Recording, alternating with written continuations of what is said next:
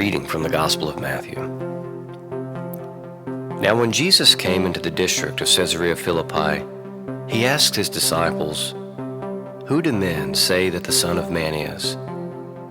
And they said, "Some say John the Baptist, others Elijah, and others Jeremiah, or one of the prophets." He said to them, "But who do you say that I am?" Simon Peter replied, "You are the Christ, the Son of the living God." And Jesus answered him, "Blessed are you, Simon Bar-Jonah, for flesh and blood has not revealed this to you, but my Father who is in heaven. And I tell you, you are Peter, and on this rock I will build my church, and the gates of Hades shall not prevail against it. I will give you the keys of the kingdom of heaven, and whatever you bind on earth shall be bound in heaven, and whatever you loose on earth shall be loosed in heaven."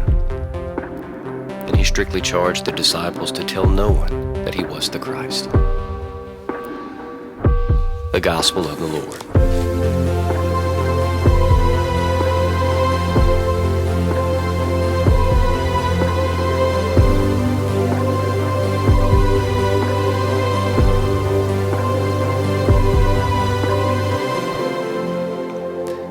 You are the Christ, the Son of the living God. Brothers and sisters, this morning we hear this great profession of faith of the disciples and of Peter on behalf of the disciples, from Peter on behalf of the church. You are the Christ, the Son of the living God. In this gospel passage from Matthew 16, Jesus asks his disciples, "Who do people say that I am?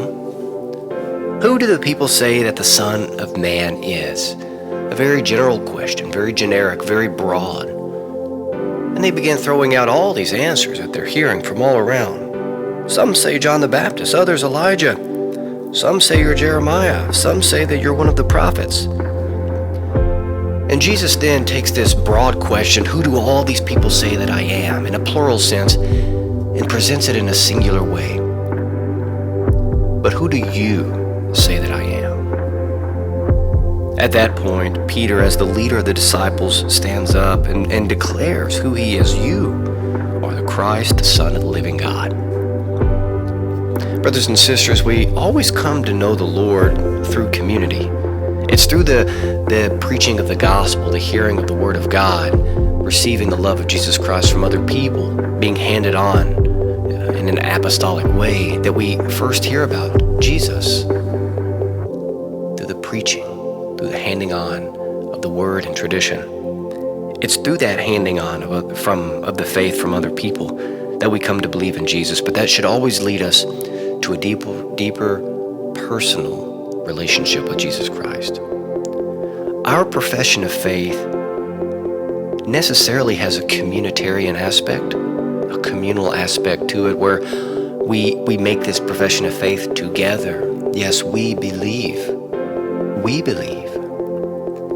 And that should always lead to a deeper, I believe.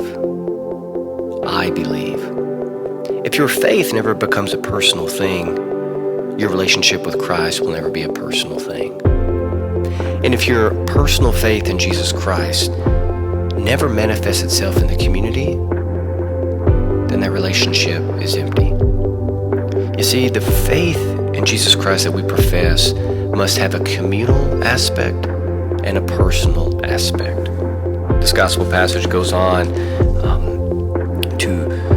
of Jesus handing the keys to the kingdom to Peter. He says, "I give you the keys to the kingdom of heaven. Whatever you bind on earth will be bound in heaven. Whatever you loose on earth will be loosed in heaven." This aspect of forgiveness of sins and mercy and reconciliation and unity. This faith that we profess must be lived out in a personal way. We must personally go out and forgive and preach mercy, preach justice, preach truth for the sake of uniting the family, bringing us all together. One final word from this gospel passage. Jesus says, "I will build my church on this rock, and the gates of Hades shall not prevail against it." Brothers and sisters, the world goes through so many things, all of us, ups and downs, nonstop. And the church is not free of that suffering. Throughout the years, the church has had many good and bad moments. There's been times when, even in my own short life, I've heard comments from people that the church is going to fall apart, or this is the destruction of the church, or the end of the church is near. None of those are true, because the gates of hell shall not prevail against this church of Jesus Christ. This great Catholic faith that we have received cannot be beaten. We may be hurting, we may be wounded from time to time, but Satan will never win. And that's the promise of Jesus Christ. And that is the faith that we profess. That is the faith that I profess. And that is the faith that I invite you to profess. Brothers and sisters, this weekend, may we all pray for the grace to proclaim, just like Peter did, that Jesus is the Christ, the Son of the living God.